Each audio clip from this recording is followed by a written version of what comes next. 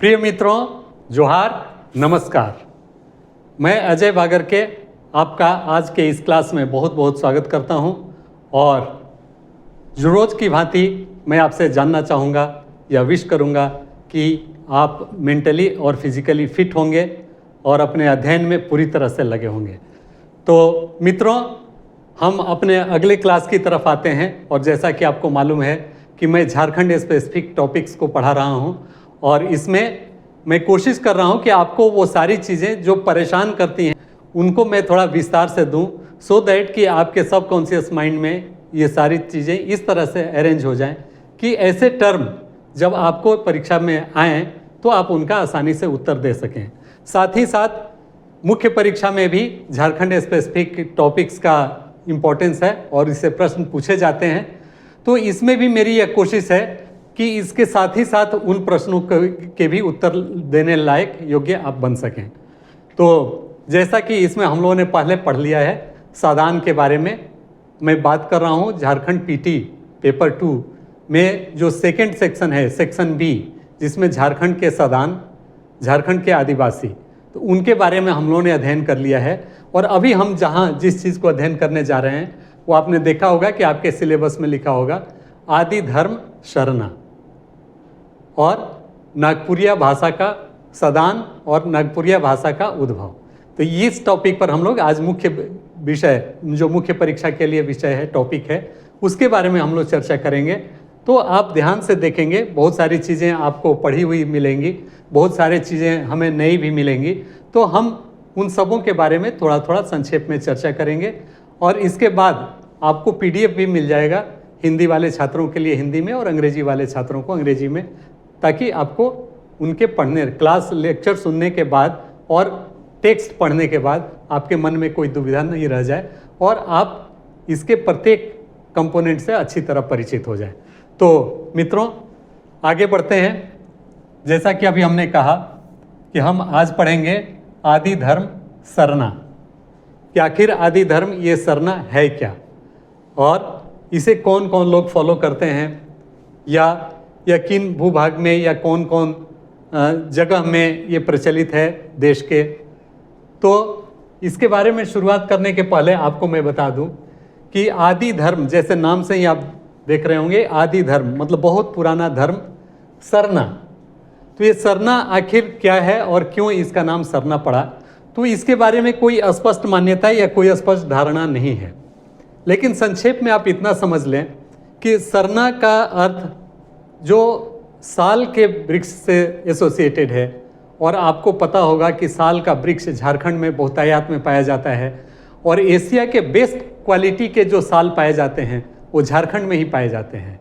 तो साल यहाँ से काफ़ी प्राचीन समय से इस भूभाग पर रहा है और जो साइंस के विद्यार्थी हैं या वो थोड़ा अध्ययन किए होंगे या फिर फर्दर करेंगे, उन्हें मालूम होना चाहिए कि साल का वृक्ष का होना उस भूभाग के प्रत्येक कंपोनेंट का, ecological balance point of view से अगर बात की जाए तो प्रत्येक कंपोनेंट का एक बैलेंस स्टेज को दर्शाता है, तभी साल का वृक्ष वहाँ पर स्थापित हो पाता है।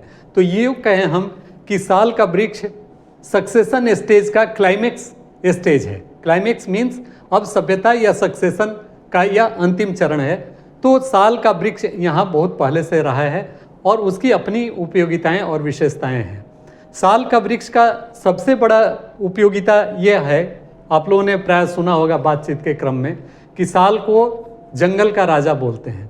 तो आखिर साल को जंगल का राजा क्यों बोलते हैं?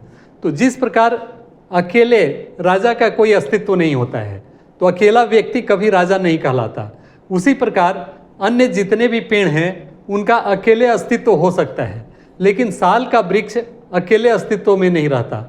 वह अपने साथ साथ सभी तरह के, सभी प्रजातियों के वृक्षों को समाहित करता है और उनको भी बढ़ने और फलने फूलने का मौका देता है। तो साल के वृक्ष को, उसका चाहे अंडर ग्रोथ हो, चाहे इंटरमीडिएट ग्रोथ हो, अन्य सारे प्रजातियों का साल के जंगलों में वो देखने को मिलता है। तो यह अपने संपूर्ण जाति प्रजाति के वृक्षों के साथ उपस्थित रहता है, इसीलिए साल को जंगल का राजा कहा जाता है। तो स्वाभाविक है कि जब इतना महत्वपूर्ण वृक्ष है और जिसकी इतनी अधिक उपयोगिता है, वह जिंदा रहने के समय में भी काफ़ी विशाल वृक्ष होता है। इसकी पत्तियां काफ़ी अच्छी होती हैं, फोटोसिंथेसिस में काम आती हैं और अपना भोजन बनाने के साथ साथ नीचे भी वह जो अंडरग्राउंड, जो ग्राउंड के ऊपर में वेजिटेशन है, जो घास फूस हैं, जो अन्य छोटे छोटे हर्ब श्रब्स हैं, उन सब को भी प्रोटेक्शन देने का वो काम करता है।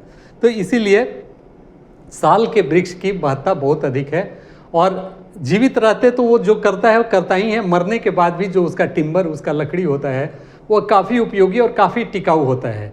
इसीलिए साल के बारे में, लकड़ी के बारे में कहा जाता है कि 100 साल खड़ा अगर उसको एज अ पोल आप यूज़ करते हैं तो 100 साल उसकी वो रह सकता है। 100 साल पड़ा अगर आप क्षैतिज रूप से उसके ऊपर कुछ वेट दे के रखते हैं, जैसे घास फूस के अगर आप अपना छप्पर बनाते हैं, छज्जा बनाते हैं, तो उसके ऊपर में देने का काम करता है। 100 साल तक उस स्थिति में रह सकता है। और 100 साल गड़ा, इवन मिट्टी के अंदर भी एक गाड़ के इसको रखा जाए तो भी 100 साल तक ये बचा रह सकता है। तो इस प्रकार इसका मरने के बाद भी 300 साल तक उम्र होती है, जो कि हमारे लिए काफ़ी उपयोगी होता है और हम इससे बहुत तरह के काम लेते हैं। तो इसीलिए उस साल के नाम पर ही इस सरना धर्म का नाम शुरू होता है।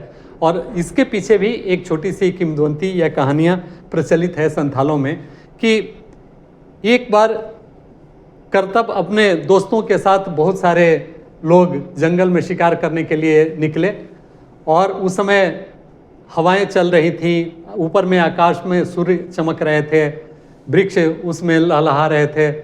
तो लोगों ने सोचा कि हम किन्हें अपना पूज्य माने, किन्हें हम माने कि इनकी हम स्तुति करें, इनकी हम आराधना करें। तो लोगों ने एक युक्ति निकाली। उन लोगों ने कहा कि चलो ऐसा करते हैं कि एक तीर आकाश में छोड़ते हैं और जिस जगह पर वो गिरेगा उसे हम अपना आराध्य के रूप में स्वीकार करेंगे। तो उन्होंने तीर चलाई और वह तीर एक साल वृक्ष के नीचे उसके जड़ के पास आकर गिरा। तो उन लोगों ने सोचा चूंकि साल वृक्ष के नीचे आकर वह तीर गिरा तो इसलिए उन्होंने कहा कि इसी की हम लोग पूजा करेंगे और अब से यही हमारे आराध्य हैं। तो इस तरह से साल के नीचे तीर का, सर का गिरना, इसे इस पर्व का या इस धर्म का समझिए कि सूत्रपात करता है और इसीलिए इसका नाम सरना धर्म रखा गया। किंवदंती है, हकीकत जो भी हो या जिस काल में भी निकला हो, लेकिन एक सत्य है और तथ्य प्रमाणिक है कि यह धर्म अपने आप में विशिष्ट है। क्योंकि अन्य धर्मों में किसी उसका कोई प्रचारक होता है, उसके पालन करने के तौर तरीके होते हैं और उसमें कोई पुजारी होता है जो कि धार्मिक कार्यों को संपादित कराता है और उसमें एक विशिष्ट रीति रिवाज होता है जिसको आपको फॉलो करना होता है। लेकिन इसके उलट सरना धर्म में ऐसा कुछ भी नहीं है। आप कुछ न करते हुए भी सरना धर्म के अनुयायी हो सकते हैं। आप कर रहे हैं, अच्छी बात है, ग्रुप में आप सबके साथ हैं, जैसे परंपरा लोग निभा रहे हैं, अच्छी बात है। नहीं भी कर रहे हैं तो आपके लिए कोई समाज में बहिष्कार या तिरस्कार का जगह नहीं है। तो मित्रों, इसीलिए यह धर्म अपने आप में अनूठा है और आप विस्तार से देखेंगे तो जो भी इसमें दिए गए हैं, जो भी इसके प्रावधान बनाए गए हैं, वह किसी विशिष्ट देवता देवी के को समर्पित न करते हुए जो प्राकृतिक रूप से दृश्य हैं, वो चाहे नदी हो, चाहे पहाड़ हो, चाहे वृक्ष हो या सूर्य हो, चंद्रमा हो, इन्हीं को आराध्य माना गया और इन्हीं को माना गया कि इनके चलते इन सारे चीज़ों का, इस प्रकृति का अस्तित्व है, इसलिए इनकी पूजा करनी चाहिए। और इसको जो मानता है, अगर समुदाय ने स्वीकार कर लिया और उसके अनुरूप इन प्रकृति के विभिन्न रूपों को पूजने का जो उन्होंने परंपरा विकसित की, उसी को हम संक्षेप में कह सकते हैं कि यह हमारा सरना धर्म है। तो निश्चित रूप से यह आज का, पहले का था, आज भी प्रासंगिक है और सैकड़ों हजारों साल तक अगर ये अपने इस स्वरूप में रहा तो प्रासंगिक होगा। और इसमें न तो किसी के लिए वैमनस्य का भाव है, न ही किसी प्रकार का प्रतिद्वंदिता। ये नहीं है कि आप जबरन किसी को सरना धर्म में शामिल कर लें और ऐसा भी नहीं है कि जो इसे नहीं स्वीकार करता है उसको समाज से बहिष्कृत कर दें। तो इस दृष्टिकोण से यह समाज, यह सरना धर्म अपने आप में अनूठा है और हम यह कहें, यह माने कि यह और कुछ न होके बल्कि प्रकृति के पूजे का एक स्वरूप है और प्रकृति के को जो पूज्य मानते हैं वैसे लोगों का यह एक धर्म है। तो आए, निश्चित रूप से धीरे धीरे कुछ यह विकसित हुआ, लोग आए, संगठित होते गए और उन्होंने इस दिशा में काम करना शुरू किया। तो अब देखते हैं आगे कि क्या है। तो सबसे पहले आते हैं कि इस धर्म का कोई फ्लैग है या नहीं है। तो आप देख पा रहे होंगे कि एक रंग बिरंगा झंडा आपके स्क्रीन पर है और इस स्क्रीन पर इस झंडे में लाल और सफ़ेद की पट्टियां आपको दिखाई दे रही है। यह एक ट्रायंगुलर शेप का ये फ्लैग है और आपको इसको देखने से जो अंग्रेज शासन का प्रतीक है, जो जैक, उसकी आपको याद आती होगी और यह लिया भी गया है इनफैक्ट उसी से। यह झंडा उनके विरोध स्वरूप, उस प्रशासन के विरोध स्वरूप यहाँ पर लोगों ने स्वीकार किया और इसको प्रचार प्रसारित कराया कि हमारे लिए भी हम भी आपके झंडे को लेकर और आपके साथ मुकाबला के लिए तैयार हैं। तो ऐसा ये झंडा का कलर है कि ये यूनिटी का प्रतीक है कि हम जितने भी लोग यहाँ पर हैं, जिस प्रकार उन्होंने अपने को दूर दूर तक फैलाया, तो हम भी इस प्रकृति के पूजा के जो मानने वाले हैं वह भी इसको हम लोग दूर तक ले जाएंगे। और इसीलिए जब से यह स्वीकार किया गया आज तक यह अपने मूल स्वरूप में है। हम और विस्तार से इसके उत्पत्ति और अन्य चीज़ों पर चर्चा करेंगे। एक काफ़ी महत्वपूर्ण तथ्य हमारे हाथ लगी कुछ समय पूर्व, तो मैंने सोचा कि आपको भी बता दें। तो स्वाभाविक है कि धर्म का एक स्वरूप होता है, धर्म गुरु होता है और कुछ क्रियाकलाप उसके द्वारा संपादित होते हैं या दिशा निर्देश दिया जाता है विभिन्न मौक़ों पर। तो कालांतर में बहुत बाद में इस तरह की व्यवस्था सरना धर्म में भी की गई और इसके लिए एक सरना संघ की स्थापना की गई। तो देखें हम कि वह क्या है उसका स्वरूप और वह किस प्रकार काम करता है।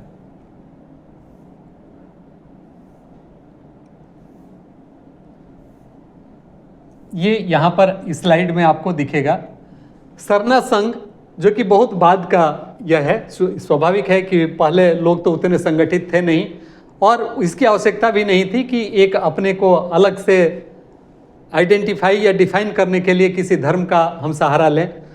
तो उस समय ये जब बाद में हुआ, आप देख रहे होंगे सरना संघ, ऑल इंडिया सरना संघ उड़ीसा के मयूरभंज जिला में स्थित है। इस संघ के माध्यम से देश के विभिन्न भागों जैसे झारखंड, उड़ीसा, बंगाल, मध्य प्रदेश, क्लियर है कि मानने वाले झारखंड, उड़ीसा, बंगाल, मध्य प्रदेश में लोग हैं, जहां मुंडाओं, संथालों, हो लोगों की जनसंख्या काफ़ी अधिक है। तो इन प्रदेशों में ये हैं ड्रम और अन्य उपकरणों जिसमें तुमड़ी, तमक, घूरी, सार, खंडा, ये सारे इनके जो वाद्य यंत्र होते हैं।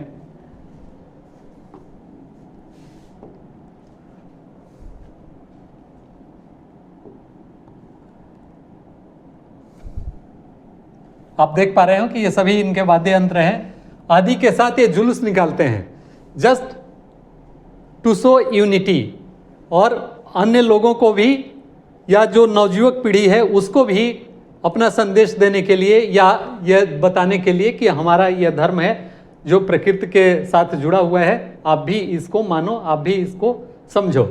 तो इसके लिए साथ जुलूस एवं प्रदर्शनी just to create awareness among the people of Sarna religion and apart from Sarna religion, सबों को लिए एक अवेयरनेस के लिए के रूप में इसके लिए वो करते हैं, जिसका मुख्य उद्देश्य राज्य एवं केंद्र सरकारों तक अपनी विलुप्त होती संस्कृति एवं परंपरा को बचा के रखने हेतु उचित प्रयास के लिए आवाज़ पहुंचाना है।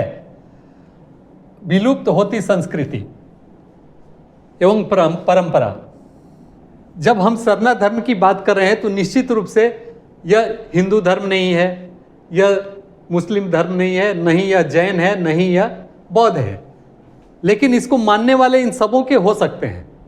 यह उनसे किसी भी रूप में जुड़ा हुआ नहीं है, लेकिन उसके भी मानने वाले लोग सरना धर्म में जुड़ सकते हैं। इसीलिए आदिवासी समाज मांग करते आ रही है बहुत समय से कि जब भी जनगणना हो उसमें सरना धर्म को एक अलग कॉलम के रूप में दर्शाया जाए, जिसमें यहाँ के लोग अपनी इच्छानुसार अपनी उपस्थिति या अपना धर्म उसमें दर्ज करा सकें। तो इसीलिए ये प्रयासरत है सरना संघ कि हम अपने को एक अलग रिलीजन के रूप में कर सकें जो प्रकृति के नज़दीक है, प्रकृति का उपासक है। इस संघ को अपना नियम आदेश है कि कैबिनेट कमेटी द्वारा लागू किया गया है और सभी सरना लोग इसे मानते हैं। संघ अपने नियमों और आदेशों को सरना लोगों के बीच प्रचारित करने के लिए सेमिनार सभाओं का आयोजन भी करता है। अनेक ऐसी चैरिटेबल संस्थाएं हैं जो चिकित्सकीय सुविधाएं उपलब्ध कराती हैं। अनेक स्कूलों और कॉलेज मीन्स अन्य भी तरह तरह के जो वेलफेयर स्कीम्स हो सकते हैं, जो वेलफेयर वर्क हो सकते हैं, उसमें भी यह संघ जो है सरना संघ वह अपने को इन्वॉल्व करता है और अपना कंट्रीब्यूशन देता है।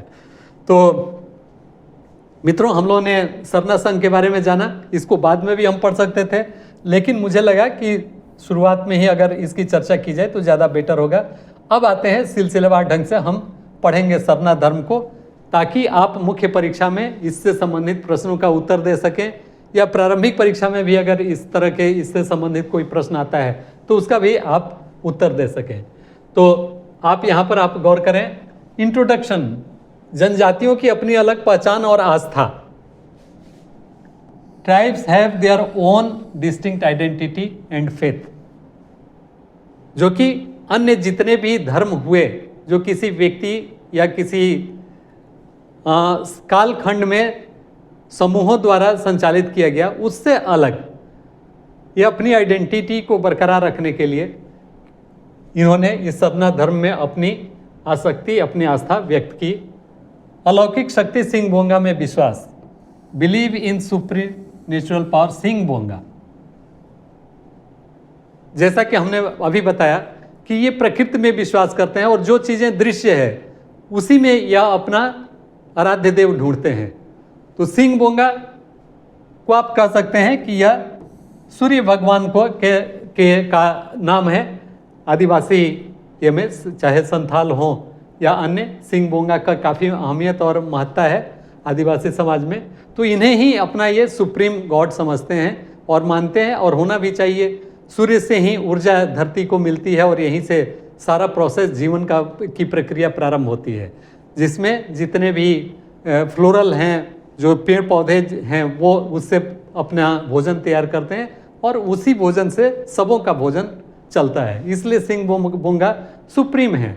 प्रकृति अगर है, धरती अगर है और इस पर अगर लाइफ है तो सूर्य के बदौलत ही है। इसीलिए यह उस समय से ही आइडेंटिफाई कर चुके थे कि सूर्य ही सुप्रीम देवता है और उसकी हमें पूजा करनी चाहिए। अन्य बहुत सारे धर्मों में भी सूर्य भगवान की या सूर्य को भगवान के रूप में मानते हुए पूजा की जाती है। साल वृक्ष पूजा का केंद्र, यहीं से सरना धर्म की उत्पत्ति। Sal tree is centre to worship origin of Sarna religion. अभी इसके बारे में मैंने छोटी सी कहानी बताई थी। वह कहानी काल्पनिक भी हो सकती है, लेकिन मान्यता है कि साल से ही शुरुआत है, इसलिए साल को इसमें काफ़ी प्रधानता दी जाती है। अब आगे आते हैं। उत्पत्ति, Santhal legend arrow fail under the साल ट्री। तीर साल के वृक्ष के नीचे हुआ। यह काफ़ी इम्पोर्टेंट आपके लिए है दोस्तों, इसलिए आप इसको ध्यान से देखेंगे। इसका PDF भी हम आपको देंगे सारे स्क्रीन का, सो दैट कि जब परीक्षा बहुत नज़दीक हो उस समय आप पूरे नोट्स को आप किनारे रख दें और केवल इसका आप अध्ययन कर लेंगे तो सारी चीज़ें आपके माइंड में एक बार फिर अरेंज हो जाएंगी। इसलिए इस पर आप ज़रूर फोकस करेंगे और इसको अच्छे से संभाल के रखेंगे। तो अभी हम लोगों ने चर्चा की कि क्यों इसके पीछे क्या कहानी है। तो जो तीर आके गिरा, उसी के चलते इन्होंने साल के वृक्ष को काफ़ी महत्व दिया और उसे ही मानकर, अपना आराध्य मानकर, वृक्ष को ईश्वर का निवास मानकर, trees worships as abode of God. फिर धर्म का नाम पड़ा सरना, ऑब्वियसली उसी के चलते। तो ये सारी चीज़ें हैं। अब आगे बढ़ते हैं थोड़ा जल्दी। यहाँ आप देख रहे होंगे सरना संघ, जिसके बारे में जस्ट अभी हम लोगों ने चर्चा कर ली। अब धार्मिक संरचना इसमें है क्या? तो प्रायः ये संथालों से इसका प्रारंभ हुआ, लेकिन इसका विस्तार काफ़ी व्यापक हुआ। क्योंकि इसलिए भी इसका प्रसार ज़्यादा व्यापक हुआ क्योंकि जितने भी यहाँ के लोग थे वह एक दूसरे से कनेक्टेड थे और प्रकृति के उपासक थे। तो उनके लिए यह धर्म काफ़ी अपना जैसा लगा और अन्य जातियाँ, अन्य ट्राइब्स भी इसको काफ़ी आसानी से और खुशी खुशी स्वीकार कर ली। तो उसमें आप देख पा रहे हैं जैसे नायके क्या होता था, हम लोगों ने पढ़ा था संथाल में, नायके और सायकुड़म नायके मतलब धार्मिक प्रधान, religious head and deputy religious head. तो संथाल में नायके का बहुत बड़ा रोल होता है धार्मिक क्रियाकलापों को संपादित कराने के लिए। तो इसमें भी प्रत्येक गांव में पुजारी होता है जो कि पूजा पाठ संपन्न कराता है। लेकिन बड़ी मज़ेदार बात है, पुजारी को इसके लिए न तो कोई दान दक्षिणा दी जाती है और नहीं वह कोशिश करता है कि उसे दान दक्षिणा मिल जाए। ज़रूर उसके लिए कुछ ज़मीन डिसाइड होती है, शुरू प्रारंभ से ही जो चलते आ रही हो उसके थ्रू उसको जो उपार्जन हो जाता है सो होता है। अदरवाइज वह भी यहाँ के सामान्य लोगों की तरह मजदूरी करना हो या अपना खेत में काम करना हो या अन्य जिस भी तरीका हो जिससे उसका जीविकोपार्जन हो जाए, वह काम आम लोगों की भांति करता है। और यह भी नहीं कि वह अगर पुजारी है या पूजा पाठ करता है तो उसे कोई विशिष्ट स्थान प्राप्त है, लोग उसका पैर छूकर प्रणाम कर रहे हैं या उसे ऊंचे आसन पर बैठा रहे हैं, ऐसा कुछ भी नहीं है। वह केवल धार्मिक कार्य संपादित करते समय केवल उसका रोल होता है, उसके बाद से वह एक सामान्य जन की तरह होता है। और यही चीज़ें इस धर्म को सबसे बड़ा और महान बनाती है। ऐसा शायद किसी भी धर्म में नहीं है कि उसके जो प्रचारक होते हैं, उसके जो पुजारी होते हैं, उनको कोई विशिष्ट दर्जा या स्थान समाज में न मिलता हो। तो इस प्रकार यह संपादित कराने के लिए जो इम्पावर्ड होते हैं वो नायके और उनका असिस्टेंट कुड़म नायके, यही लोग सारे क्रियाकलाप संपादित करते हैं जब सामूहिक रूप से होता है। अदरवाइज इनके बगैर भी वो आप कर सकते हैं। और चूंकि प्रकृति की ही पूजा करनी है तो आप आराम से साल के वृक्ष के नीचे अपने ढंग से अपने तौर तरीके से आप पूजा या आराधना ध्यान कर सकते हैं। देन पूजा स्थल, सरना स्थल या जाहिर स्थान भी उसको बोला जाता है। आप लोगों ने जिन्हें भी झारखंड के जंगलों के गांवों के आसपास में जाने का मौका मिला होगा, वो देखे होंगे कि अगर वहाँ जंगल नहीं भी है या जंगल बहुत दूर है तो भी एक छोटा सा जंगल गांव के आसपास आपको दिखाई दे जाता है और उसमें साल के वृक्ष बहुतायत में होते हैं लगभग। तो वो उनका जहरे थान कहलाता है या पूजा स्थल, जिसको सरना स्थल वो बोलते हैं। और जो भी पर्व वो सेलिब्रेट करते हैं, चाहे वो खेती करने के पूर्व का हो या कोई मंगल उत्सव हो उसके पहले का हो, वो वहाँ एकत्रित होते हैं और सामूहिक रूप से वहीं के फूल पत्ते से उसकी वहाँ पर बैठकर पूजा अर्चना करते हैं। तो ये उनका पूजा स्थल सरना स्थल कहलाता है। और धार्मिक झंडा, सरना झंडा, जिसके बारे में हम लोगों ने शुरू में ही देखा और पढ़ा, जो जैक की तरह से, जो ब्रिटिश जैक का ही वो एक पार्ट था, उसी का एक ट्रेंगुलर शेप इन्होंने अपने झंडे के रूप में स्वीकार किया। अब आगे आते हैं। झारखंड में धर्म की स्थिति, यह बहुत ज़रूरी है आप जानें कि आखिर एग्जैक्ट स्थिति क्या है। झारखंड में धर्म को मानने वाले कौन कौन लोग हैं और कितने लोग हैं। तो स्वाभाविक है कि हिंदू ज़्यादा होंगे, तो धर्मावलंबी Hindu 68% Hindu, but only 39% among tribals जनजातियों में या आदिवासियों में केवल 39% ही हिंदू हैं। आप समझ सकते हैं कि इनके बीच में धर्म उतना मायने नहीं रखता है और केवल 39% लोग ही मानते हैं, अर्थात जो यहाँ पर हैं उससे काफ़ी कम। अन्य जातियाँ सदान या अन्य बाहर से जो आकर बाद में सेटल हो गई यहाँ पर, जो हिंदू धर्मावलंबी हैं उनकी संख्या ज़्यादा है। यहाँ पर एमोंग ट्राइबल्स वे बहुत कम मात्रा में हैं और वो 39%। फिर ईसाई जनजाति, काफ़ी प्रयास के बाद से ईसाई जनजाति यहाँ 14.5, जो कि बहुत मेजर एक संख्या होती है, वह यहाँ पर अपने को एस्टेब्लिश कर सके। और इतनी संख्या में वह यहाँ पर अभी विद्यमान है। 14.5% जनजातियों में ईसाई धर्म को मानने वाले हैं और मुस्लिम्स में काफ़ी कम लोग हैं, वो 0.4%। तो ये उनका संथालों में 56% बहुत इम्पॉर्टेंट है, सरना धर्मावलंबी है। संथाल जनजाति का 50% से भी अधिक हिस्सा सरना धर्म को मानता है और वह नहीं मानता है कि वो हिंदू धर्म में के हैं और उन्हें हिंदू धर्म में माना जाना चाहिए। इसीलिए काफ़ी जोरदार है कि अभी जो जनगणना हो रही है, होने वाली है, उसमें सरना धर्म की मांग इनकी शायद अगर रखी जा सके तो इनके लिए एक बड़ी जीत के रूप में वह होगी। आगे बढ़ते हैं। देवी देवता और दर्शन, लगभग मैंने बहुत सारी बातें इस पर आपको बता दी है और थोड़ा मोड़ा जो है वह हम लोग इस स्लाइड के माध्यम से देखेंगे। तो आप देखें, सर्वोच्च देवता धर्मेश, महादेव, देवों के देव महादेव, धर्मेश, सुप्रीम डाइटी धर्मेश। यह प्राय उरांव लोग इन्हें धर्मेश के नाम से जानते हैं और उस नाम से देते हैं और उन्हें सफ़ेद वस्त्र, सफ़ेद वस्तुएं, माना जाता है कि धर्मेश को सफ़ेद वस्तुएं पसंद है, इसलिए सफ़ेद वस्त्र लोग उस दिन, पूजे के दिन पहनना पसंद करते हैं। गमछा भी सफ़ेद रखते हैं, गंजी सब सफ़ेद, धोती सफ़ेद। और यहाँ तक कि जो बलि की प्रथा, यहाँ पर शुरू से ही बलि देने की परंपरा रही है, तो जो बलि भी इन्हें दिया जाता है धर्मेश को, वह सफ़ेद मुर्गी का या सफ़ेद बकरे का ही दिया जाता है। तो यह सफ़ेद वस्तुएं, white objects sacred for sacrifice, सफ़ेद वस्तुएं बलि हेतु पवित्र मानी जाती हैं। और सरना देवी, ऐसी मान्यता है कि जो सरना देवी हैं वह इनकी रक्षा करती हैं। Sarna Devi protection of Oraon tribes, Oraon मानते हैं कि सरना देवी ही हमारी रक्षा करती हैं, तो इसके लिए वह लोग उसकी पूजा करते हैं। पूजा का परंपरा का क्या तौर तरीका है? सरहुल और करम जैसे पर्वों में पूजा बड़ा मज़ेदार है। सरहुल, लाइक सरहुल एंड कर्मा, ये दो काफ़ी महत्वपूर्ण और इम्पोर्टेंट, इसमें आप देखेंगे कि ये इनके त्यौहार हैं, जिसमें सरहुल जो होता है वो चैत्र में, चैत्र मास में होता है सरहुल, चैत्र शुक्ल तृतीया,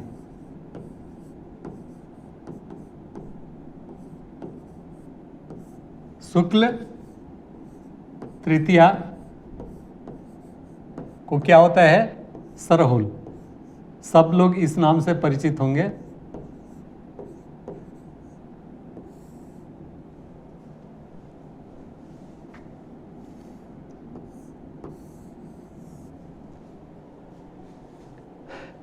क्या इस दिन लोग करते क्या हैं? एक्चुअली यह पूरी तरह से प्रकृति का पर्व है और इस दिन वे लोग, आप चैत्र शुक्ल तृतीया से समझ पा रहे होंगे कि यह बसंतोत्सव का काल है। बसंत के समय में जब पत्ते झड़ जाते हैं और नई पत्तियां, उनकी कोपलें आनी शुरू होती है, उस समय में यह पर्व मनाया जाता है। और यह इस मान्यता के साथ मनाया जाता है कि हे प्रकृति, आप हमें इजाज़त दो अपने फूलों को, अपने कंद मूलों को तोड़ने का या उसे हमारे उपभोग का। तो इसीलिए सरहुल पर्व मनाया जाता है, जिसमें नई नई कोपलें आती है और उनके साथ ये मनाते हैं मिलजुल कर एक साथ और काफ़ी इंजॉय करते हैं। तो इनका एक काफ़ी महत्वपूर्ण पर्व होता है सरहुल, जिसमें कि सभी लोग पार्टिसिपेट करते हैं और तरह तरह से लड़कियां अपने बालों में पत्तों को सजा के, फूलों को सजा के इस पर्व को सेलिब्रेट करती हैं, डांस करती हैं और झारखंड की पहचान के रूप में बल्कि सरहुल पर्व को देखा जाता है। फिर दूसरा है कर्मा। कर्मा भी एक बहुत ही इम्पोर्टेंट पर्व है झारखंड का। और कर्मा के बारे में अगर बात की जाए तो कर्मा, यह पर्व यहाँ का बहुत महत्वपूर्ण है। और कर्मा पर्व जैसे नाम से ही क्लियर है, कर्म से एसोसिएटेड है। कर्म एक पेड़ होता है, बड़ा खूबसूरत, इसकी लकड़ी बहुत खूबसूरत होती है, पीले रंग की, एकदम हल्दी की तरह। जिसका कि इंग्लिश नेम है एडिना कार्डिफोलिया, COR कॉर्डिफोलिया।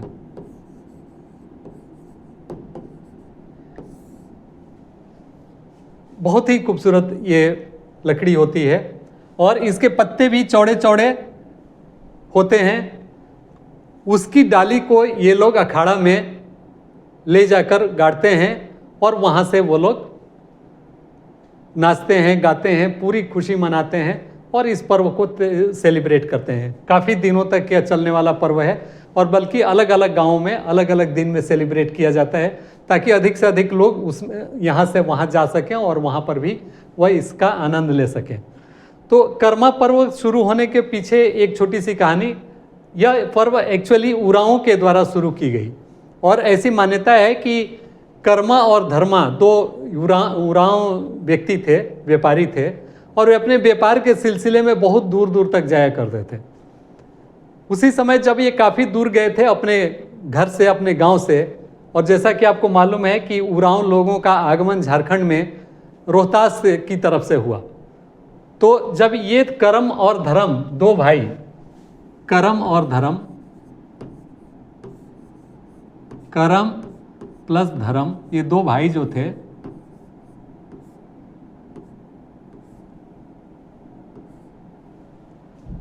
ये अपने व्यापार के सिलसिले में बहुत दूर गए हुए थे पूर्व पश्चिम की ओर।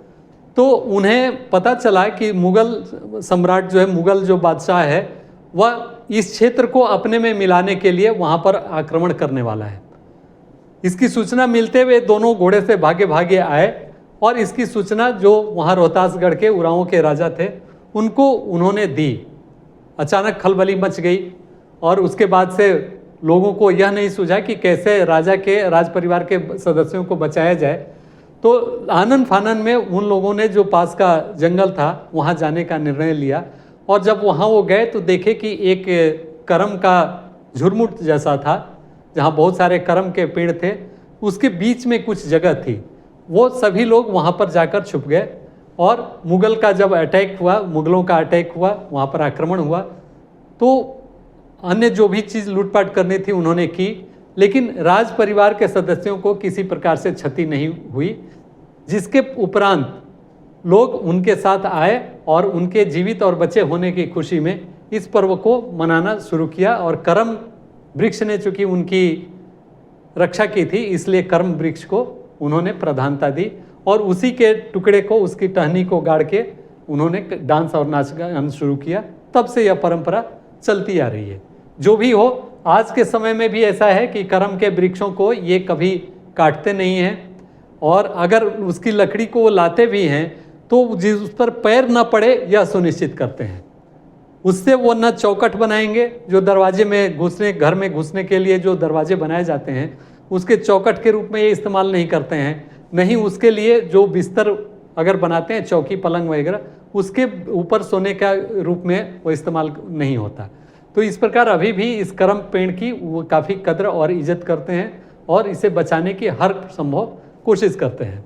तो ये कर्मा पर्व, ये जो प्रकृति से जुड़ा हुआ है और यह वृक्षों को सुनिश्चित करने के लिए या वृक्षों से लिए गए उपयोग की वस्तु, उसके लिए एक परमिशन मांगने के लिए सरहुल, इस रूप में देखा जा सकता है इस पर्व को। तो पूरी तरह से यह एक प्राकृतिक पर्व है। इसमें करते क्या हैं, पाहन, जैसा कि आपने देखा होगा कि Pahan head priest of Oraon tribes व विलेज प्रीस्ट और उसका असिस्टेंट जो होता है पुजार या पनभरा। पनभरा का और भी रोल आपने देखा होगा कि जब सभा मीटिंग होती है तो उसमें खान पान की व्यवस्था कराने वाला व्यक्ति को भी पनभरा कहा जाता है। तो ये उसके हेड होते हैं जो कि क्रियाकलापों को संपादित कराते हैं और लोग उसको आराम से बहुत दिनों तक इसको सेलिब्रेट करते हैं इस पर्व को। फिर जाहिर सामूहिक पूजा स्थल, जाहिर थान, ये काफ़ी इम्पोर्टेंट है और बार बार आएगा जाहिर थान, जाहिर थान। ये इनका पूजा का, चाहे वह संथालों का हो, उरांवों का हो, जाहिर थान का बहुत बड़ा रोल होता है और इसको सरना स्थल जैसा अभी हम लोगों ने देखा या जाहिर थान या बोला जाता है उनके पूजा को, जाहिर कम्युनिटी वर्शिप साइट। आगे आते हैं सरना संस्कृति, सरना कल्चर। यही है कि cult of Sarna culture, Sarna केवल धर्म नहीं बल्कि एक जीवन पद्धति है कि कैसे अपने को प्रकृति के अनुरूप ढाल के और उसके अनुरूप संग्रह की प्रवृत्ति को छोड़ते हुए और सह अस्तित्व जियो और जीने दो के विचारों के साथ जिया जा सकता है, रहा जा सकता है, उस तरह का यही एक कल्चर है। तो इसलिए इसे केवल धर्म नहीं माना जा सकता बल्कि जीवन की एक पद्धति के रूप में भी देखा जा सकता है। Sarna not just religion but a way of life. Very true. यहाँ तक मुझे उम्मीद है कोई दिक्कत नहीं होगी। आगे बढ़ते हैं प्रकृति उपासना। सूर्य, चंद्र, पेड़, पशु जो आप देख पा रहे हैं, जो वो देख पा रहे हैं, जिनके अस्तित्व से इनकार नहीं किया जा सकता, जिसमें बहुत बड़े बड़े आध्यात्मिक विचार नहीं हैं, जो है, जो पहले नहीं था, जो बाद में होगा, इसके बारे में कोई चिंता नहीं, जो अभी वर्तमान में है और जो दृश्य है उनके साथ एकात्म होना, यह इनके साथ जुड़ा हुआ है प्रकृति का उपासना। कर्म कांडों से अधिक जीवन व्यवहार में समाहित, more about daily life than rituals. ज़्यादा कर्म कांड में विश्वास नहीं करना, ऐसा करने से ऐसा होगा, वैसा करने से ऐसा, इसके बजाय जो डेली लाइफ में है उस पर फोकस होना। फिर यह बहुत अच्छी बात है। और आज के जो भी रिलीजियस पीपल हैं जो अपने को धार्मिक कहते हैं, तो धर्म इनफैक्ट क्या है? धर्म आपको एक लाइफ को जीने का एक तौर तरीका बताता है, आपको एक अनुशासित ढंग से सभ्य समाज में रहने का तरीका बताता है। तो इससे अधिक धर्म की महत्ता नहीं होनी चाहिए। और मान्यताएं, जो किसी धर्म को, जो भी धर्मावलंबी कोई हो, लेकिन किसी अन्य धर्मावलंबी के प्रति उसके मन में विद्वेष की भावना नहीं होनी चाहिए या प्रतिद्वंदिता की भावना नहीं होनी चाहिए, क्योंकि यह बिल्कुल ही व्यक्तिगत है। धर्म का मामला व्यक्तिगत है और यह बिलीफ से जुड़ा हुआ है, आपकी मान्यता से जुड़ा हुआ है। इसलिए इसमें किसी भी तरह का बाहरी हस्तक्षेप नहीं होना चाहिए, उसकी एक स्वतंत्रता होनी चाहिए जो हर आदमी उसको जिए और फील करे। तो वही इस कसौटी पर अगर हम देखें तो सरना धर्म पूरी तरह से 100% सही उतरता है और यह माना जा सकता है कि आज की भी उतना ही प्रासंगिक है और कल भी उतना ही प्रासंगिक रहेगा। नो होली बुक और नो रिजिड रूल्स, कोई इसके लिए कर्मकांड के लिए कोई मंत्र उच्चारण आदि नहीं है।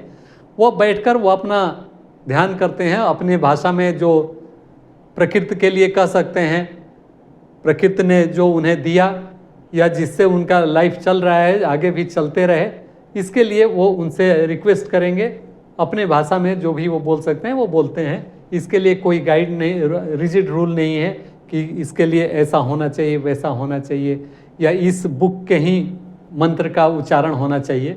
तो इस प्रकार से यह एक पूरी तरह से स्वतंत्र रिलीजन है।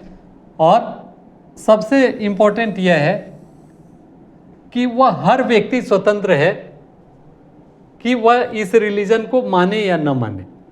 इसमें कोई बंदिश नहीं है कि अगर आप इस धर्म को नहीं मानेंगे तो आपको सुविधाएं इस समाज की नहीं मिलेगी या आपको समाज में वह स्थान नहीं मिलेगा, आपका सम्मान खो जाएगा। वैसी कोई बात यहाँ नहीं है। और दूसरी बात यह भी है, यह भी उतनी ही इम्पोर्टेंट है कि अन्य धर्मों में अगर आप एक धर्म के से आपका विश्वास उठता है और दूसरे धर्म से जुड़ने की कोशिश करते हैं या जाते हैं, तो एक धर्म को आपको छोड़ना पड़ेगा, उसके लिए आपको कन्वर्ट होना पड़ेगा। लेकिन सबसे बड़ी बात है सरना धर्म में यह है कि इसके लिए आपको किसी भी तरह के धर्मांतरण की ज़रूरत नहीं है, आपके शुद्धिकरण की ज़रूरत नहीं है। आप अभी से अगर चाहें तो इस धर्म में शामिल हो सकते हैं और अपने को मान सकते हैं कि आप भी प्रकृति के पूजक हैं। आगे बढ़ते हैं, सामाजिक दृष्टिकोण। आप कितना ही अच्छा यह समाज है, free from casteism and feudalism, जातिवाद सामंतवाद से मुक्त। इसमें कोई जाति का बंधन नहीं है कि कौन कर सकता है, सदान है या आदिवासी है, इसका कोई ना ये नहीं, कोई उसका विभाजन नहीं, वर्गीकरण नहीं। वही नहीं, कौन सामंत वर्ग से है, चाहे वह पूर्व का राजा रहा हो या मानकी रहा हो, मुंडा रहा हो या अभी भी है, तो ऐसा नहीं है कि उसके पूजा करने के लिए कोई अलग व्यवस्था होगी, अलग जगह होगी और अन्य लोगों के लिए अलग। तो ये सबसे बिल्कुल पूरी तरह से मुक्त है। अब पुजारी समाज को नियंत्रित नहीं करता। ऐसा नहीं है कि वो कोई आदेश दे दे या कोई जारी कर दे आदेश कि आपको ऐसा करना है, जिस प्रकार अभी आप देखते होंगे कि विभिन्न धर्मों में जारी किए जाते हैं आदेश, या आप कह सकें कि उसके लिए जो उच्च धार्मिक नेता होते हैं वह घोषित करते हैं कि हमारे लोगों को या हमारे धर्मावलंबियों को क्या करना है या किस दिशा में सोचना है, तो उसके अनुरूप वो लोग काम करते हैं। चाहे वो वोटिंग का मामला हो या धर्म के किस तिथि को सेलिब्रेट करना है, उस दिन को डिसाइड करने की बात हो, उसमें जो सर्वोच्च नेता होते हैं उनकी बहुत अहमियत होती है और उन्हीं के द्वारा निर्देशित होता है वह पूरा समाज जो उस धर्म को मानते हैं। लेकिन यहाँ पर कोई, चूँकि पृष्ठ कोई, आप देख ही रहे हैं, पृष्ठ कोई ऐसा विशेष व्यक्ति नहीं होता है और उसको वह दर्जा या स्थान नहीं है कि वह गाइड कर सके, वह एमॉन्ग द पीपल होता है, इसलिए वह कोई उस तरह का गाइडलाइन नहीं देता है, कोई ये कहें कि कोई आदेश जारी नहीं करता है। अब सरना का सार, हमने बहुत सारी चीज़ें पढ़ ली। अब सरना का इनफैक्ट क्या है संक्षेप में वो हम लोग देखें कि फेथ इन एब्स्ट्रैक्ट पावर, अमूर्त शक्ति में आस्था, जो दृश्य है लेकिन उसकी जो शक्ति है अदृश्य है, वह आपको प्रोटेक्ट करेगी या आपको वो हार्म पहुंचाएगी, यह मान्यता। और इसीलिए इन लोगों में अंधविश्वास की भी परंपरा बहुत अधिक है और ये मानते हैं कि अगर ये आचरण सही ढंग से नहीं करेंगे तो उन्हें पनिश करेंगे, जो देवी हैं, जो देवता हैं, वह पनिश करेंगे। और इनफैक्ट जो सरना की जो पूजा की जाती है और उसमें जो देवी जिसके बारे में भी जिक्र किया था, वो जयार एरा करके एक होता है, जो देवी जिनको माना जाता है कि वह सबकी रक्षा करती हैं, वो जयार एरा, जयार एरा, जो एक तरह से समझे कि ये देवी हैं, वन देवी हैं, सरना देवी हैं और ये लोगों को प्रोटेक्ट करती हैं, उनका रक्षा करती हैं। तो वो उनमें फेथ करते हैं कि अदृश्य हैं, जो दृश्य का रूप है लेकिन अदृश्य है और उनकी शक्तियाँ लोगों के भले या बुरे के लिए जिम्मेवार होती हैं। फिर प्रकृति सर्वोच्च शक्ति, अभी जस्ट हम लोगों ने इतनी डिस्कशन की। व्यक्तिगत विवेक और स्वतंत्रता को सर्वोच्च स्थान, आप अपने विवेक से धर्म को अपनाइए। फिर सरना प्राकृतिक धर्म और अकल्ट, धर्म के साथ साथ यह एक कल्चर है, एक संस्कृति है, लोगों के वे ऑफ लाइफ है, वो कैसे जीवन जिए इसके लिए एक ये तरीका है कि आप प्रकृति के साथ जिए। तो मित्रों, यहाँ तक हमारा जो पहला सेक्शन था वो पूरा होता है। जैसा कि आपने देखा कि सरना धर्म क्या है और उसके बारे में कौन कौन से लोग उसके अनुयायी हो सकते हैं, झारखंड में क्या स्थिति है और बहुत सारी चीज़ें हम लोगों ने डिस्कस की। अब आते हैं इसी के इस क्लास को कंटिन्यू करते हुए इसका जो अगला भाग है उसको भी आज हम देख लेते हैं कि यह क्या है, सदान की अवधारणा और नागपुरी भाषा का उद्भव। तो इनफैक्ट सदान के बारे में हम लोगों ने काफ़ी कुछ चर्चा कर ली है और हमें नहीं लगता है कि उस पर बहुत कुछ जानने की ज़रूरत है। आपको जो PDF मिलेगा उसमें भी वो सिस्टमेटिक वे में मेंस पॉइंट ऑफ व्यू से उसका आंसर कैसे आप लिख पाएंगे, उसके लिए भी जैसे सदानों का वेशभूषा, सदानों के औजार, सदानों का रहन सहन, सदानों के घर, इन सारे टॉपिक्स पर हम लोगों ने चर्चा की थी या इसमें है, वह आपको मिल जाएगा, आप उसको देख लेंगे।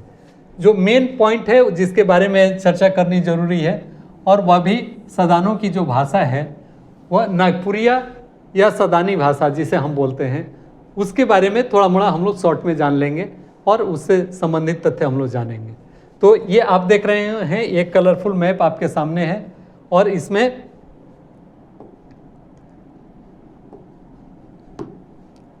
इसमें आप देखेंगे कि ये अलग अलग कलर में दिखाए गए हैं कि कौन कौन से लोग मानने वाले हैं, बोलने वाले हैं कौन कौन से भाषा। तो इसमें सदरी मतलब सदानी भाषा या नागपुरिया लैंग्वेज, ये बोलने वाले लोग आप देख पा रहे हैं कि ये जो इस कलर में है, रांची, गुमला, ये सारा एरिया सदानी लोगों का है जिसमें बोला जाता है। लोहरदग्गा का भी पहले प्रारंभ से था तो उसको भी माना जा सकता है, लेकिन वहाँ पर जो वहाँ का जो द्रविड़ मूल का जो लैंग्वेज है कुड़ुक, यह यहाँ पर प्रोमिनेंट है, तो इसको अलग कलर से दिखाया गया है। उसके बाद हिंदी आप देख रहे हैं, ये सारा पोर्शन धनबाद का या पलामू, गढ़वा, लातेहार वाला पोर्शन, ये सारा पोर्शन हिंदी का है। और जो मेजर है खोटा, यह बड़े भूभाग को कवर करता है। तो खोटा, नागपुरी, हिंदी ये लगभग एक जैसा है और एक ही तरह के देवनागरी में ही लिखे जाते हैं, तो इसलिए इसका व्यापक क्षेत्र है। हिंदी के साथ साथ जो ये पट्टी है वह सब में खोटा और हिंदी यह प्रोमिनेंट है, हो गया। फिर खोटा, बंगला जो एडजॉइनिंग है बंगाल के आसपास में, उसमें बंगला भाषा है, वो आप देख पा रहे होंगे। इसमें एस्ट्रो एशियाटिक लैंग्वेज में मुंडारी यह वाला, ये दुमका मुंडारी भाषा, आपको मुंडारी ये वाला, ये मुंडारी भाषा, संथाली भाषा, दुमका, ये सारा है। उसके बाद हो भाषा जो इस क्षेत्र में प्रोमिनेंट है, वेस्ट सिंहभूम ये वाला, और कुड़ुक वाला ये पोर्शन। मुंडारी भाषा एज सच ये वाला पोर्शन, मुंडाओं का गढ़ यही रहा है। मुंडारी भाषा अभी भी खूंटी वाले क्षेत्र में, खूंट कट्टी आपने नाम सुना होगा, पहले हमने बताया था कि खूंटी इसी नाम से इस जगह का नाम खूंटी पड़ा, क्योंकि यहीं पर सबसे ज़्यादा लोग आए और यहाँ पर जंगल साफ कर बसे और यहाँ से इनका चारों ओर माइग्रेशन हुआ, फैले। तो अभी भी यहाँ पर आपका इस भाषा को मुंडारी भाषा बोलने वाले लोग पाए जाते हैं। तो ये आप लिंग्विस्टिक मैप देख रहे हैं और इसमें भी Santhali 20.6%, other language counted under Hindi 47, इतना, these others are not named thus they are Son striped. अब ये वाले भाषा के बारे में वो स्ट्रिप के रूप में दिखा दिया गया है, जो कि कहीं किसी नाम से उसको नहीं दिया जाता है।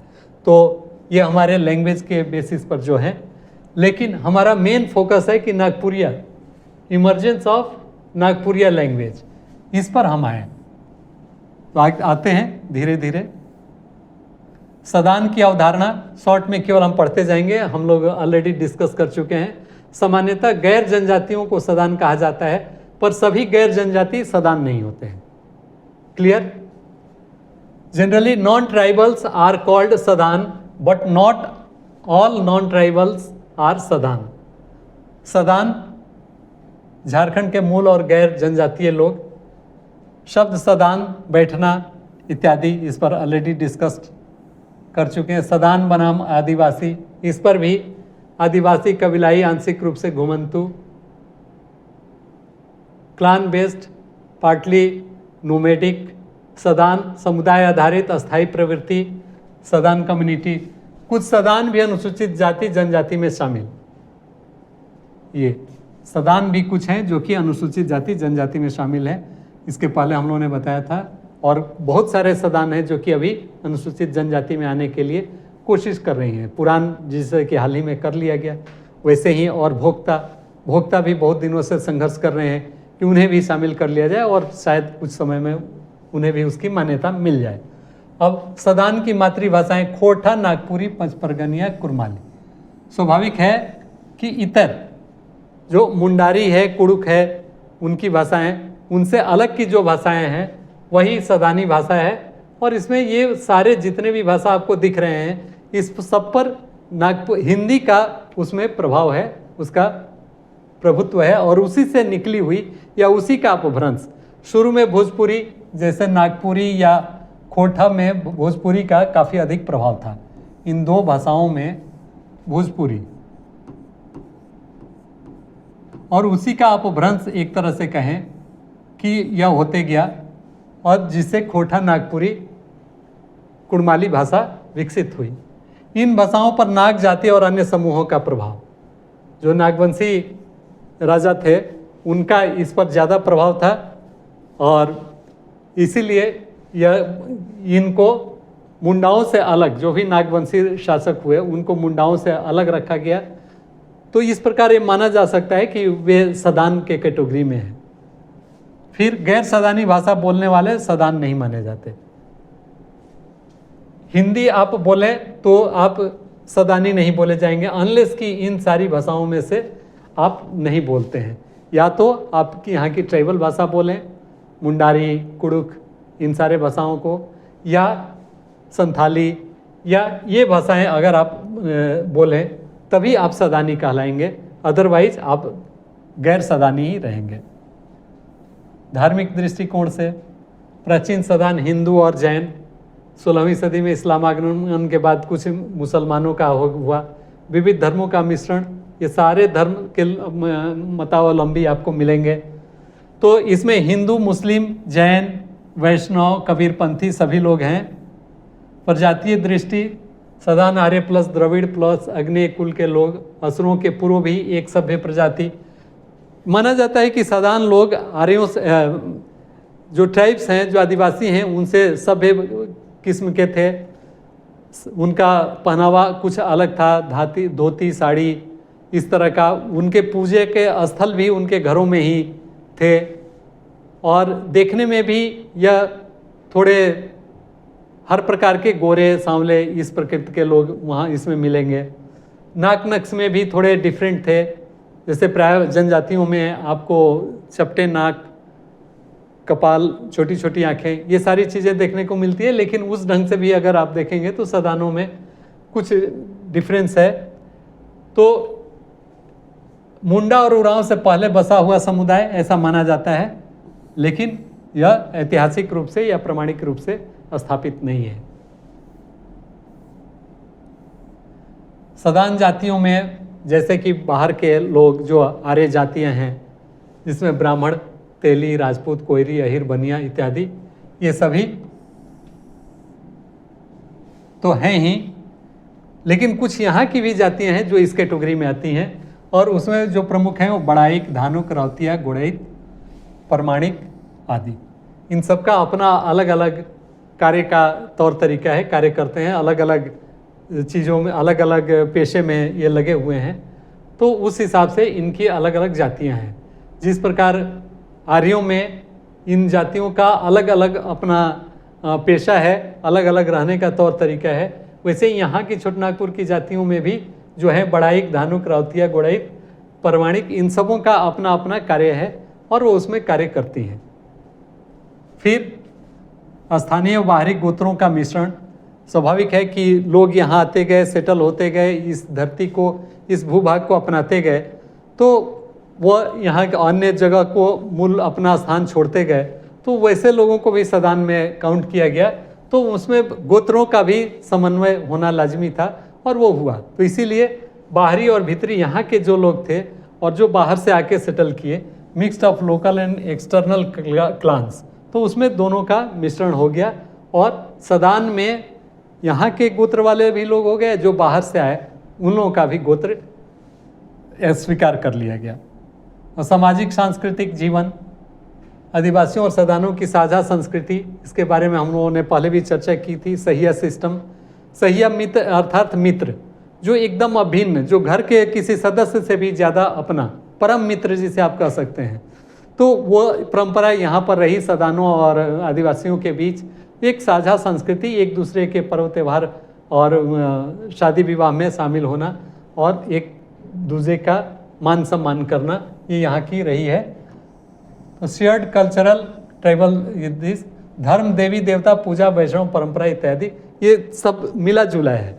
जिस प्रकार आदिवासी में है कि वो केवल उनका एक अपना तौर तरीका जीने का, रहने का है, पूजा पाठ करने का है, अपना धर्म वो अपनाते हैं, लेकिन यहाँ पर ये सभी तरह के जो ट्रेडिशनल रिलीजन जो आउटर वर्ल्ड के हैं उसको भी ये स्वीकार करते हैं, और यहाँ के लोकल उसको भी। नातेदारी में जैसे किनशिप में आप देख रहे हैं पितृसत्तात्मक समाज, मजाक वाले रिश्ते प्रचलित, कि जैसे साले बहनोई का रिश्ता मजाक वाला, साली जीजा का रिलेशन मजाक वाला, तो वैसे रिलेशन यहाँ पर प्रचलित हैं और उस तरह से ये जीते हैं।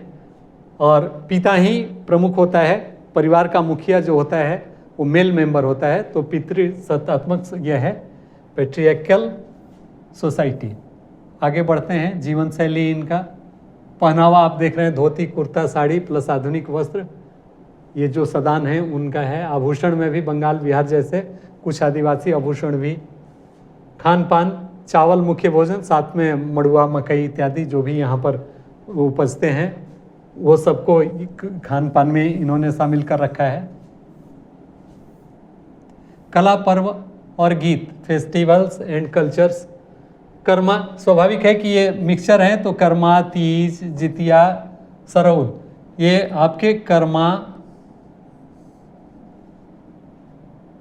सरहुल, सोहराय, ये ट्राइबल या सरना धर्म के ये पर्व हैं। लेकिन तीज और जितिया ये इनके नहीं हैं, ये बाहरी ये से हैं, बिहार से या यूपी से, जहाँ से भी इसको मानने वाले और फॉलो करने वाले लोग हैं, इस पर्व को सेलिब्रेट करने वाले लोग हैं, इसलिए तीज और जितिया को भी ये अपनाए हुए हैं। नृत्य में झूमर, डोमकच, छऊ, नचनी, ये यहाँ के जो फेमस हैं, झूमर, डोमकच, छऊ, जो काफ़ी इम्पोर्टेंट, छऊ ये सब तो है। नचनी, या फिर इसमें एक है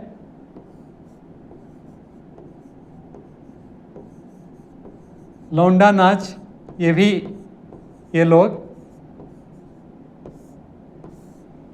मेल फीमेल के का ड्रेस पहनकर जो डांस करता है उसको लौंडा नाच बोलते हैं, और वो भी लोग यहाँ पर एक्सेप्ट करते हैं, नचनी। तो इस तरह से ये दोनों का मिश्रण है और वे उसको एंजॉय करते हैं।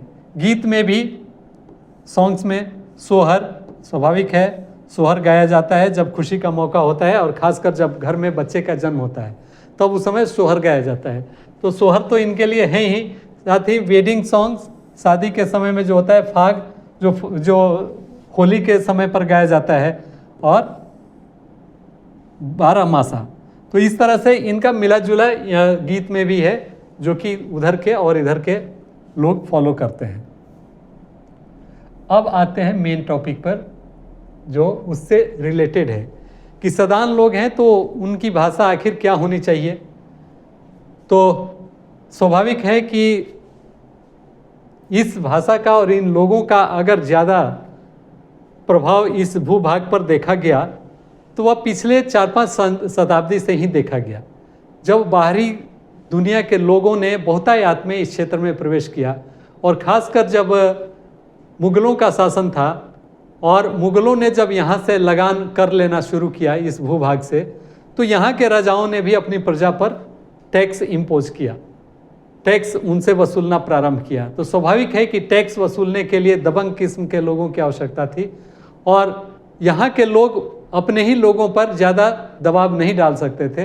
तो ऐसे लोग को राजाओं ने बाहर से हायर किया, और वे लोग आकर अपना प्रभाव यहाँ पर स्थापित किए और इनसे टैक्स वसूलने का काम शुरू किया, और उनके साथ साथ और भी बहुत सारे लोग आकर इस भूभाग पर बसना प्रारंभ किए। तो जिसके चलते जो उस समय की भाषा थी, खासकर जो भोजपुर क्षेत्र का, जिसमें बिहार और यूपी का एक बड़ा भूभाग आता है, वहाँ के लोग इधर आकर सेटल किए, तो उस भाषा का यहाँ पर काफ़ी प्रभाव रहा। तो माना जा सकता है कि शुरुआत इसका जो उद्भव है वह भोजपुरी से प्रारंभ होता है, और यहाँ पर उसी का अपभ्रंश रूप यहाँ पर लोग बोलना प्रारंभ करते हैं। तो जितने भी गैर आदिवासी अनार्य लोग थे, उसके अतिरिक्त जो लोगों ने भाषा की शुरुआत की, जो पहले से यहाँ की भाषा जो अनार्यों की थी वह तो चल ही रही थी, साथ में इनके प्रभाव में आने के कारण जो ये इनकी भाषा थोड़ी चेंज हुई, विकृत हुई, उस भाषा को ही हम नागपुरी भाषा का नाम दे सकते हैं। तो इसका प्रभाव वहीं से माना जा सकता है, जो मगही, भोजपुरी, छत्तीसगढ़ी इत्यादि का विकृत रूप, भोजपुरी का विकृत, मगही, छत्तीसगढ़ी और जनजातीय प्रभाव, इन सबके मिक्सचर से ही इस भाषा का, नागपुरी भाषा का उद्भव माना जा सकता है। तो क्लियर है कि derived from distorted Bhojpuri plus Magahi, Chhattisgarhi and tribal influence. 8वीं से 11वीं शताब्दी में मगधी अपभ्रंश से उत्पत्ति हुई।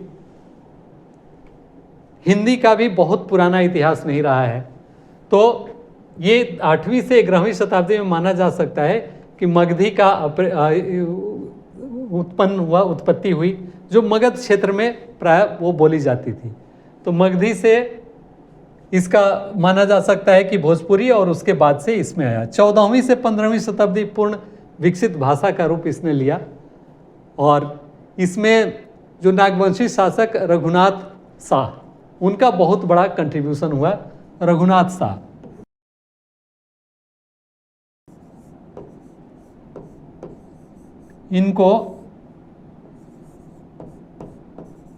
रघुनाथ शाह को प्रथम नागपुरी कवि बोला जाता है।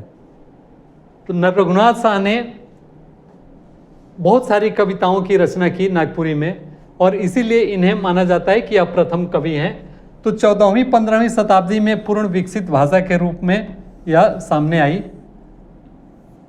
जिसके बाद से अनेक रचनाएं हुई, और बहुत सारे नागपुरी भाषा में लोगों ने अलग अलग विधा में अपनी रचनाएं की।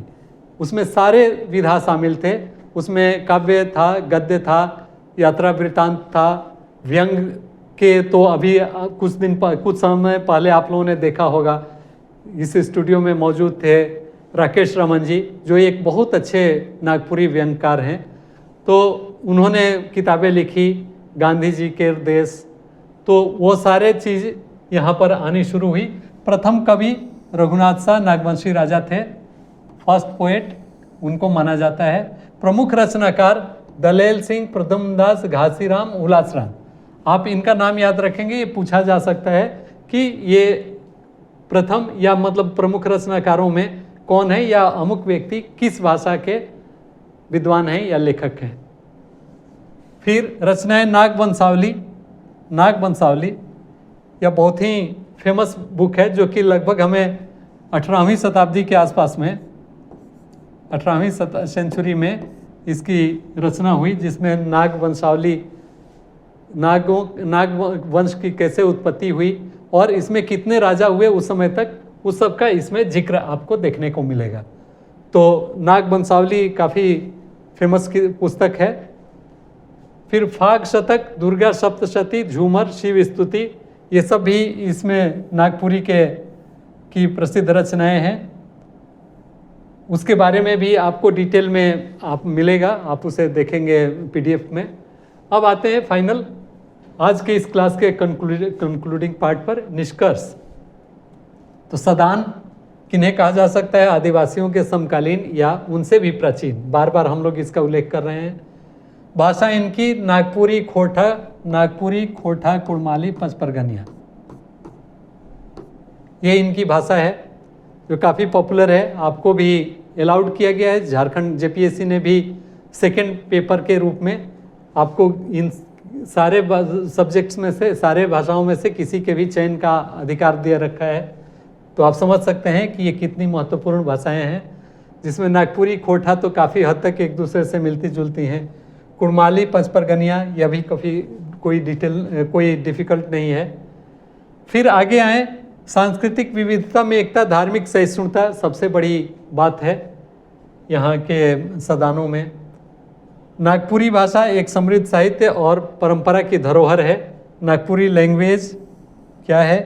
अ treasure of rich literature and tradition. तो ये सारी बातें काफ़ी महत्वपूर्ण और इम्पोर्टेंट थी, और हमें लगता है कि जो 2 चैप्टर्स थे आपके इतिहास के, झारखंड के इतिहास के जो मुख्य परीक्षा के दृष्टिकोण से आपके सिलेबस के थे, उसका आज हम लोगों ने जो डिस्कशन की वो जेपीएससी मेंस के लिए, जेपीएससी मेंस में हिस्ट्री का जो आपका 2 चैप्टर था, पहला सदान और आदिवासी, उसके बाद से नागपुरिया भाषा का उद्भव, तो उसको हम लोगों ने डील कर लिया। और मुझे उम्मीद है कि जब आप इसका पीडीएफ भी पढ़ लेंगे तो इस पर रिलेटेड कोई भी अगर प्रश्न आपको पूछे जाएं मुख्य परीक्षा में तो आप उसका उत्तर आसानी से दे लेंगे। तो मित्रों, अब आज के इस क्लास को यहीं पर हम क्लोज करना चाहेंगे, और आपको फिर से एक बार मैं बताना चाहूँगा कि आप अपने पढ़ाई में एक सिस्टमेटिक वे में लगें। हम आपको जैसा दे रहे हैं लेक्चर, इसके बाद पीडीएफ, आप उसका अध्ययन कर लें, और उससे बेस्ड जो क्वेश्चंस है उसका भी हम डिस्कशन करेंगे। तो ये सारी चीज़ें हम देंगे, चाहे पीटी हो या मेंस हो। आप अपने को भी एक सिस्टमेटिक वे में अपने को बांधें और उस ढंग से अपने को लें कि यह आपका आखिरी मौका हो।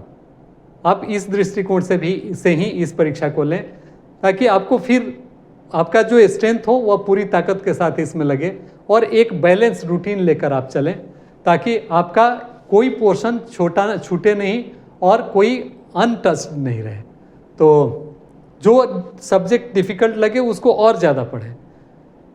तो मित्रों, ये कुछ उपयोगी बातें थी, और फिर हम मिलेंगे दूसरे क्लास में। तब तक के लिए आप सबों को नमस्कार, जोहार, धन्यवाद।